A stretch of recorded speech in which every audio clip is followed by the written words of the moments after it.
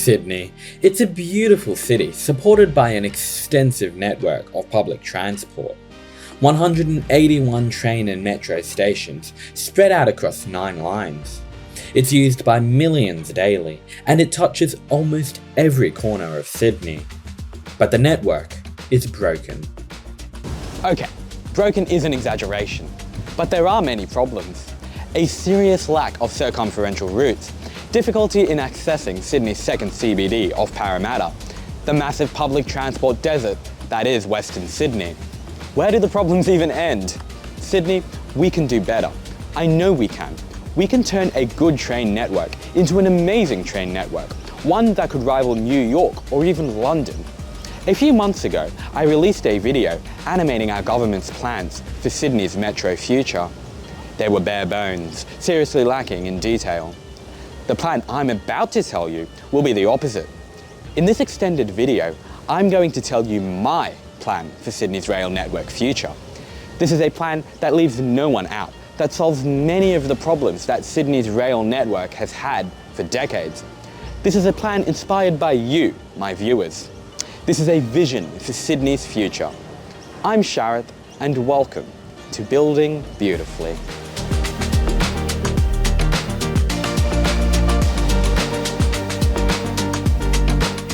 Before I continue, shout out to my monthly Ko-fi supporters. Please do consider supporting me over on Ko-fi if you can. I'd appreciate even just a one-off donation. You could buy me a coffee. Also, please subscribe if you haven't already, and check out the rest of my channel, your go-to YouTube destination for all things city planning, after the video. Alright, let's begin. Let's take a look at a map of Sydney's current train network. Let's add on the remaining metro lines that are planned to open in the coming years. This is what Sydney rail map will look like in 2030, a mixture of train and metro. To clarify for non-Sydney viewers, Sydney has 2 types of rail. There's the train network, which is over 100 years old, and it uses double-decker rolling stock that requires a driver. Then there's the metro network, which is far newer, and it uses much faster single-decked driverless rolling stock. It's been quite clear for a few years now that the New South Wales government does not want to expand the train network. It's fully focused on the metro network. So I'm going to be working off the assumption that all future lines will be in the form of metro. It's a decision some love and others hate. I'm not going to be tackling the whole issue of metro versus train in this video. Alright, back to the map. Straight away, I've spotted the first problem. Right here. The Sydney Metro Northwest currently ends almost pathetically short of Schofields, a station on the Richmond line, a measly 3 kilometres away. Come on, that simply won't do. That said, the astute eye of you may have already spotted that there are 2 metro lines somewhat close to each other right here in northwestern Sydney. So, let's join them up. This is the Tallawong to St Mary's line.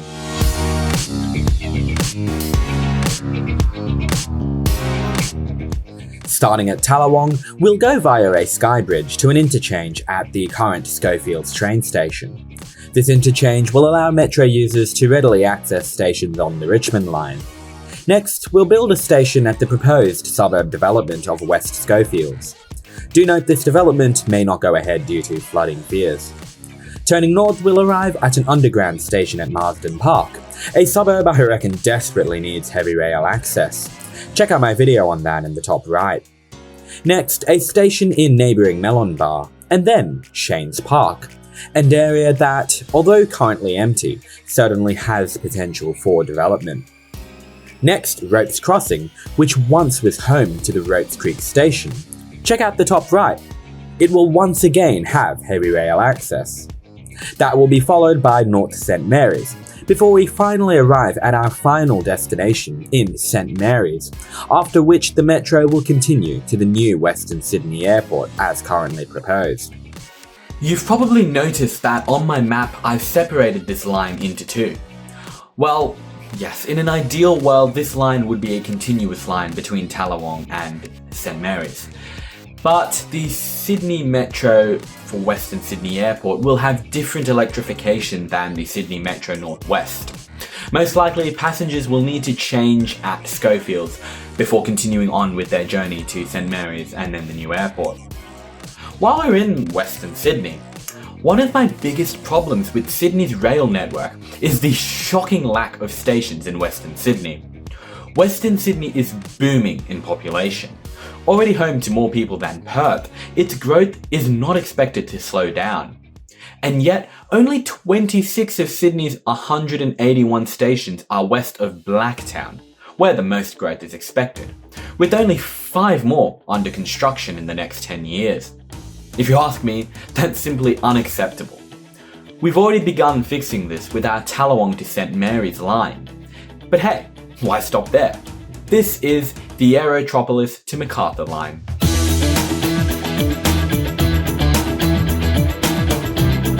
Beginning at Aerotropolis, Sydney's newest proposed city, we'll head south on a skybridge via a corridor already preserved by the government to Bringelly. From Bringelly, we'll have a branch line headed east with a new station at Rossmore, before joining up with the current Southwest Rail link at Leppington. This link is currently a train line, but Leppington will become a metro station, as will Edmondson Park, before arriving at a metro train interchange at Glenfield. This will make it far easier to get to the new airport from Sydney's southwest. Continuing south from Bringelly, let's put a station at Lowe's Creek, and then Noonooraa, both still very undeveloped areas, but with potential. We'll enter tunnels before arriving at Oran Park. This is a suburb that is definitely not undeveloped. It desperately needs the metro station that it's been long promised, so let's give it one. Its location has indeed been already chosen by the government. From here we arrive at a station in Harrington Park, and then a station in Narellan, at a location also already chosen by the government. We then will have a station in Mount Annan, before arriving at an interchange with the T8 Airport and South Line train station at Macarthur. Boom! In one straight shot, we've given Western Sydney an extra 13 currently unplanned stations. The best part is, I'm not even close to done with Western Sydney yet. But we'll get back to Western Sydney. It's time to head to another significantly public transport deficient area of Sydney. Welcome to southeastern Sydney. When the Eastern Suburbs Railway was built in the 70s, it was originally meant to go all the way down south, through southeastern Sydney, to Kingsford. Budget issues meant that its route was cut short to end at Bondi Junction, where it still ends today, leaving the line merely a shell of what could have been. But hey, we can fix that, Sydney. This is the Southeast Metro Line.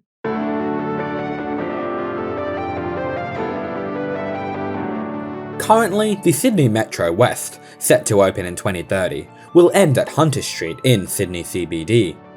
Let's extend it from there to the Art Gallery, which has recently been expanded and could really do with a station. Next, we'll put a station at Darlinghurst, a funky, high-energy area, as Google puts it, before a station at Moore Park near the SCG, currently only accessible by light rail. Come on, we can do better than that. Next, a station at Kensington, before a station I can only imagine many my age would love, the University of New South Wales station, allowing access easier than ever before to the large university. From there, we'll be purely serving the lower density suburban areas of Sydney's southeast, Kingsford, then Maroubra, then Malabar, and finally, our lines end in Little Bay. Okay. This extension of the Sydney Metro West will be a valuable addition to Sydney's rail network, if you ask me anyway. It will greatly improve east-west access across our great city. But here's the thing. Sydney's network is currently way too reliant on easterly access, that is, access to Sydney CBD. That is one of my biggest problems with Sydney's current rail network. Bring the map back. There are 2 types of train lines, radial and circumferential. Radial routes go into a city centre, in this case Sydney, whilst circumferential routes go around the city centre. Currently, Sydney's network has a rather radial topology. In fact, all but one of Sydney's train lines go into the city. The Cumberland line is the city's only circumferential line. This is a problem. You see, a city that relies on a radial train system is going to have many problems. Sydney's train network makes it easy to get from pretty much anywhere in the suburbs to Sydney itself. As a result, a train network like Sydney will quickly become congested, with people only really able to travel in one direction, never really the other. And that's a problem. Chatswood to Central? Easy. Parramatta to Central? Easy. But getting between Chatswood and Parramatta? Forget about it. You're in for a very difficult time. Why go to Parramatta from Chatswood when you can just head straight to the city? It's so much easier after all. This problem specifically exists because of a gap in Sydney's train network that has existed for years between the former Carlingford line and Epping station. There were once plans to build a rail link between the two, but this never went ahead. Instead, the former Carlingford line is being converted into a light rail, and the gap will remain. Check out my video in the top right for more on that. Had it been built, it would have been incredibly easy to get between Chatswood and Parramatta. So, how do we fix this? Well, how about we do build that missing link? This is the long-awaited Parramatta to Epping line.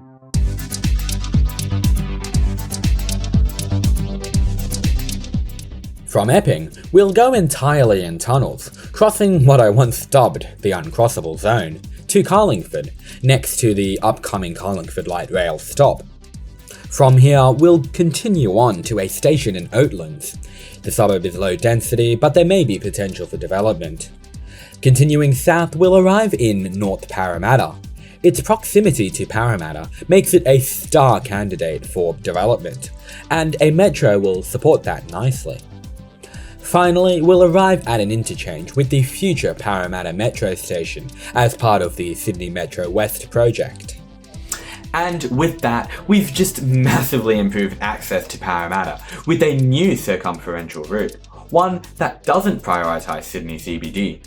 Because, after all, our government claims that Parramatta is going to be our city's second CBD. We need to start treating it as such. You see, if we really want Parramatta to take off, we need to make it easier than ever before to get there. The light rail, the new Sydney Metro West, my proposed Epping to Parramatta line. These will all help, but we can do better. North-south access to Parramatta is, to put it lightly, inadequate. Currently, it's merely served by buses, such as the Northwest T-Way and the Liverpool to Parramatta T-Way services. Parramatta could become a blossoming interchange, one that you could get to from anywhere in Sydney, and my next line will help allow for that. Welcome to the Norwest to Kogarah via Parramatta line.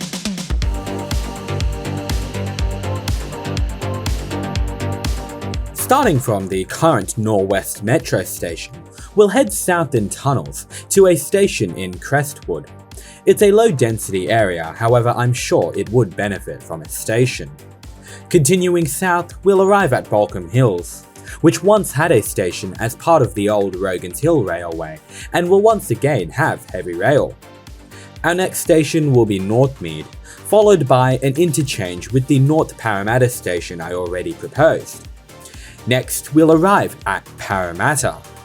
We've now made it very easy to get to Parramatta from the north.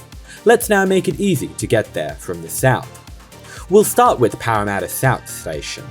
I believe that putting as many stations in Parramatta as possible will truly allow the city to densify, making it even more like a proper CBD. We'll go on a long stretch from here before arriving at South Granville. From here, we'll then head south to an interchange with the T2 Inner West Line at Chester Hill. We'll then head south to a new station at Bass Hill, before turning slightly east and arriving at the planned metro station at Bankstown, as part of the City and South West Metro project. Next will be a station in Punchbowl South, before heading east to a new station in Roselands, near the Roselands Shopping Centre. We'll interchange with the T8 Airport and East Hills line at Kingsgrove. Following this will be a station at Bexley, before interchanging with the T4 Eastern Suburbs and Illawarra line at Kogarah. Thus, we have linked north and south via Parramatta. This line will massively improve north-south connectivity to Parramatta, truly solidifying the city as Sydney's second CBD. But north-south connectivity can be improved even more. Sydney lacks circumferential routes, and as I said, circumferential routes are pivotal to improving inter-regional access, reducing reliance on large single stations and creating more interchange points that allow for a stronger network. I've already proposed 3 circumferential routes that aren't focused on entering Sydney CBD. It's time for a 4th. The A3 is a major road that links several major centres of Sydney, including Macquarie Park, Ryde, Sydney Olympic Park, Strathfield and Hurstville. Given how major all of these centres are, predictably, the road is heavily congested almost every day in peak hour. Travelling between Macquarie Park and Hurstville, or anywhere along this corridor, by public transport is a nightmare at best. There is one bus route that traverses this corridor, the 410. But just like any bus, its route is circuitous and slow, taking 1 hour and 40 minutes for a journey a car only takes an hour to make. We can do better, Sydney, and I know how. This is the Macquarie Park to Hurstville line.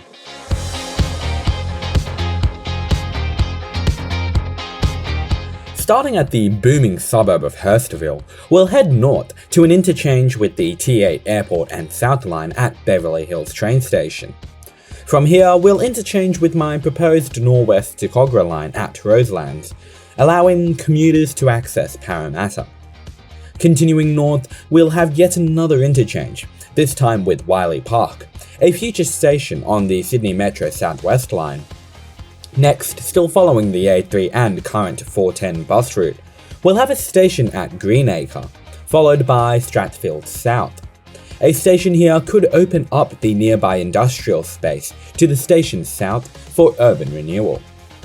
An interchange with the main Western line at Flemington will follow, before an interchange with the future metro station at Sydney Olympic Park. The Sydney Metro West will give this station amazing east-west access. Let's give it amazing north-south access with this new line. Wentworth Point has somewhat infamously suffered from poor accessibility. Let's give them the metro station that they deserve. Crossing the Parramatta River in tunnels, we'll arrive at an interchange with the T9 Northern Line at Meadowbank, followed by a station in Ryde. This is an urban centre that has massively densified in recent years, and yet currently lacks any heavy rail access. Kent Road will be our next stop, before we finally arrive at Macquarie Park on the Sydney Metro Northwest line. And thus, we have linked some of the most important town centres along the A3. Wonderful. Sydney's rail network is already looking far better than it ever has before. Now, I want us to turn our attention back to the new airport, back to the site of Sydney's newest city, Bradfield. North-south access to the new city looks like it will be achieved early with the Sydney Metro Western Sydney Airport. But access from Parramatta, that's another rather controversial story. We have a golden opportunity here. There's already plans to make travel between Sydney and Parramatta as low as just 20 minutes. But a metro from Parramatta to Bradfield could make accessing the new airport as low as just 50 minutes from Sydney CBD and just 30 minutes from Parramatta. And if we link Parramatta to the new airport, the public transport deficient Western Sydney will have even more stations. This is the Westmead to Aerotropolis line.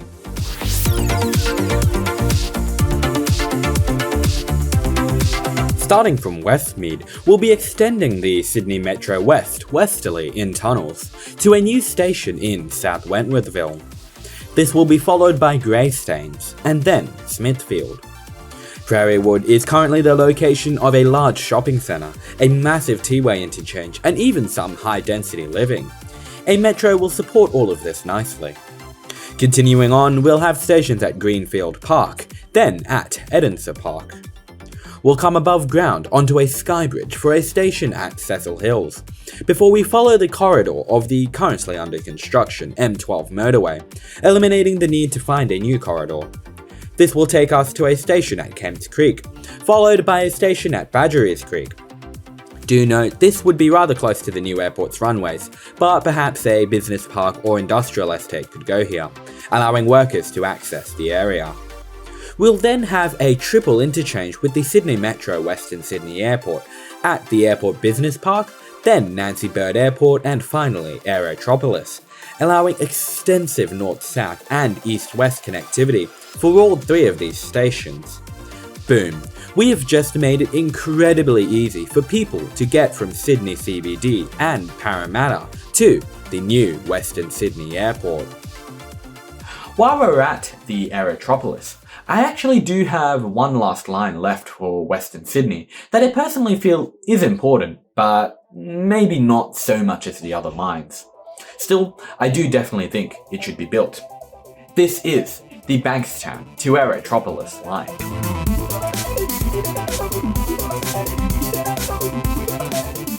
It's disappointed many that the South West Metro will not extend to Liverpool.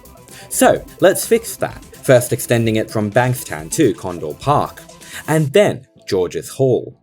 George's Hall station is optional, however, given the high flooding risk of the suburb due to its proximity to the Georges River. Next will be a station at Chipping Norton, before we finally arrive at Liverpool, therefore allowing commuters in the bustling town centre to benefit the high-speed metro and its services to Central. From here, we'll be extending the metro purely through the low-density suburbs of southwestern Sydney, starting with Lanier, then Cartwright, and then Hoxton Park. Next, we'll arrive at stations in East Austral and Austral, both of which will serve an area that is currently booming in development and population, and yet lacking in adequate infrastructure. Does that sound familiar? Oh, that's right, that's every new area in Western Sydney. Rossmore North is next, before we reach our line's end at the Aerotropolis. This line will, therefore, make it much easier to get to the airport from Sydney's southwest, from town centres of Bankstown and Liverpool. I've spent a lot of energy making Western Sydney as easy as possible to access. But indeed, there are two very important corridors remaining outside of Western Sydney that have very little public transport access. And I want to fix that. The first corridor is what I shall dub the Victoria Road corridor. Victoria Road is an important road that links Parramatta to Sydney via the north side of the Parramatta River. Endless buses run along Victoria Road, including the 501 and the 500X. There's never been adequate heavy rail access along this corridor, and as a result, Victoria Road is heavily congested in peak hour. The Iron Cove Tunnel is being built to bypass parts of Victoria Road in an attempt to try and cope with this, but it won't be enough. It's a tried and tested tale that more roads aren't the solution to traffic. We need a rail line. And indeed, my proposal will solve another infamous problem with Sydney's train network, the lack of a station at Australia's most famous beach, Bondi. A station in Bondi has been proposed for decades, with little to no action actually taken on building one. If you've ever taken the bus to Bondi, I'm sorry, you know just how congested those buses can get. Well, I suggest we get to work on making Australia's most iconic beach more accessible than ever before. This is the Victoria Road and Bondi line.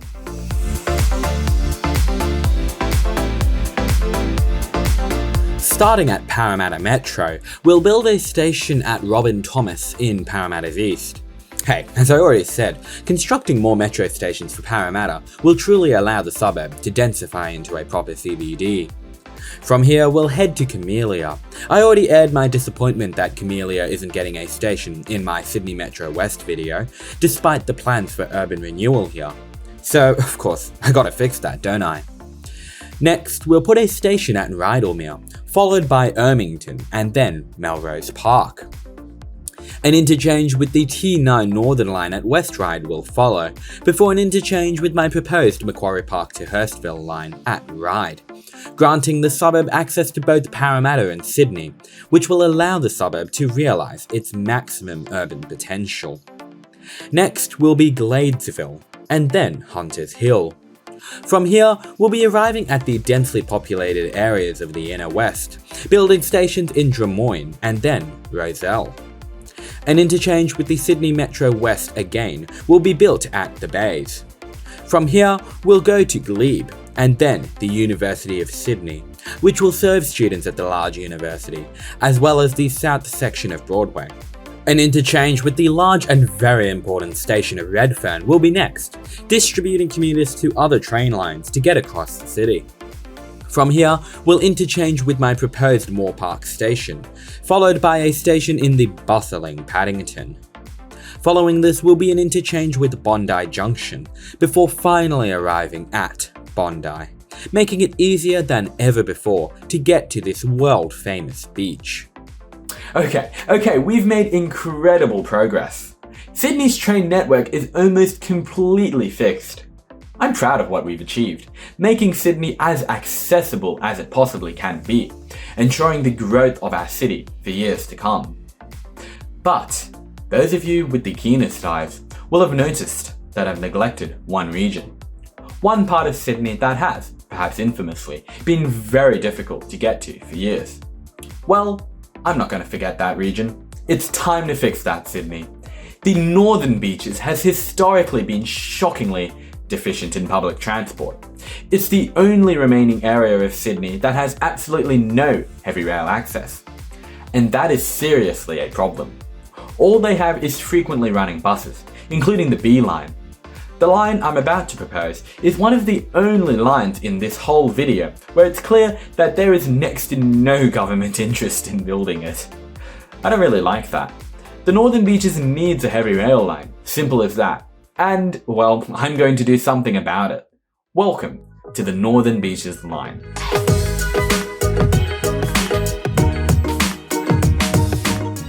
We'll start at an interchange with the future Victoria Cross Metro, opening with the City Metro in late 2023. From there, we're going to more or less follow the existing route of the B line, starting with a stop at Neutral Bay, then at Mossman. We'll cross Middle Harbour before a station in Seaford. Next, there'll be a station at Balgola, near its rather large commercial core. It's a similar story when we arrive at Brookvale, with a station located close to its shops. From here, we'll put a station in DY, then a station in Collaroy, quite close to the beach. This would really open it up to tourism. That applies to Narrabeen too, where our next station will go. Nearly at our end, we'll have a station in Warriewood, before finally arriving in Mona Vale, near its commercial centre. I'm not naive. I know that it's no coincidence that the Northern Beaches has no heavy rail. Heavy rail means development, and development is something that the Northern Beaches Council and its rather affluent population will fight tooth and nail to prevent. But hey, this rail proposal assumes an ideal city planning world, where infrastructure is put at the forefront of every government's mind. Okay, that was the last line. Let's have a look at what we've accomplished.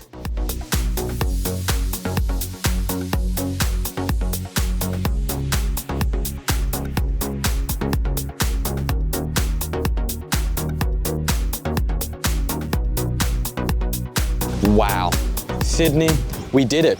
We've come up with a plan to really fix Sydney's rail network. We've come up with a heavily interconnected, truly accessible rail network, one with plenty of circumferential routes, with an abundance of interchanges between metro and train and metro and metro. This is a plan where truly no part of Sydney is left untouched. So, where to from here? Well, I know it's a long shot, but I've made this video as long and as detailed as it is for a reason. I have this dream that if this video reaches as many people as possible, maybe we could actually reach Transport for New South Wales and actually enact change in our rail network. I know, it's a big ask, but hey, it doesn't hurt to try. So, if you share my dreams for Sydney, share this video, send it to people, Get people to watch it, because if more people watch it, maybe we'll capture the attention of the right people. The people that really matter. The people that can actually work to bring this all to life. The cynics among us gave up on Sydney long ago, but I haven't. Sydney, there's still so much untapped potential in this gorgeous city. I've lived here my entire life, and I don't plan to leave. We can really transform this city if we try hard enough. Turn it into the world-class city that the government has long claimed it could be. Sydney, we can do this. We can fix Sydney's rail network. Thank you for watching.